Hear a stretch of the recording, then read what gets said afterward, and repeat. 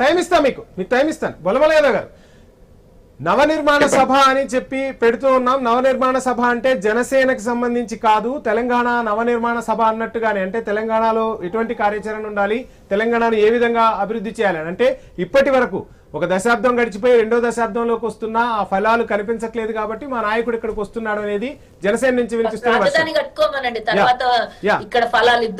జనసేన నుంచి వినిపిస్తున్న వర్షన్. ఏం ఆన్సర్ చేస్తారు బొలమల యాదవ్ గారు? ఎందుకంటే 10 ఏళ్లు మీరే అధికారంలో ఉన్నారు, తెలంగాణ సాధించామన్న తర్వాత అంత అభివృద్ధి జరగలేదా?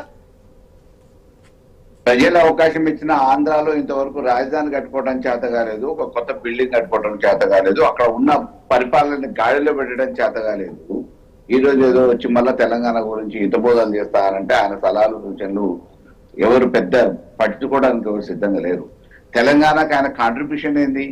ఒకనాడు తెలంగాణ వద్దని చెప్పేసి వ్యతిరేకించిన ఆయన, తెలంగాణ పట్ల విముఖత వ్యక్తం చేసిన ఆయన, ఎంతసేపు ఆయన ఇక్కడ బాగుపడ్డా ఇక్కడ స్థిరపడ్డా తెలంగాణ ప్రజలు కాదు నాకు ఆంధ్రానే ముఖ్యమని చెప్పేసి ఆ భావనతో మాట్లాడిన వ్యక్తి, రాజకీయాలలో అక్కడ స్థిరపడ్డ వ్యక్తి. ఈ రోజు నవ తెలంగాణ అనే పేరు మీద తెలంగాణను ఉద్ధరించడానికో బాగుపడటానికో తెలంగాణ ఉద్యమాలు కనీసం కొంచెం జెండా పట్టింది కాదు, పోరాటం చేసింది కాదు.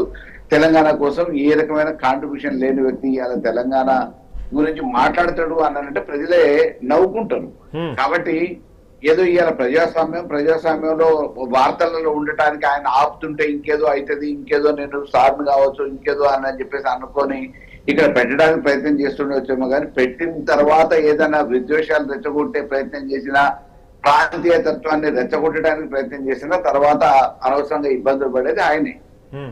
ఎందుకంటే మొన్న ఈ తెలంగాణ ప్రాంతానికి సంబంధించిన నాగేశ్వరరావు గారి మీద, ప్రొఫెసర్ నాగేశ్వరరావు గారి మీద అనవసరంగా దాడి చేసే ప్రయత్నం చేశారు. దాడి ఇన్ ద సెన్స్ అధికారాన్ని అడ్డం పెట్టుకొని పోలీసు వ్యవస్థ ద్వారా. అదే ఇంకా జరుగుంటే ఈ రోజు పరిస్థితులు వేరే విధంగా ఉండేది. పార్థసారథి గారు, ఏంటి మొత్తంగా ఒక పార్టీ అంటే అటు పవన్ కళ్యాణ్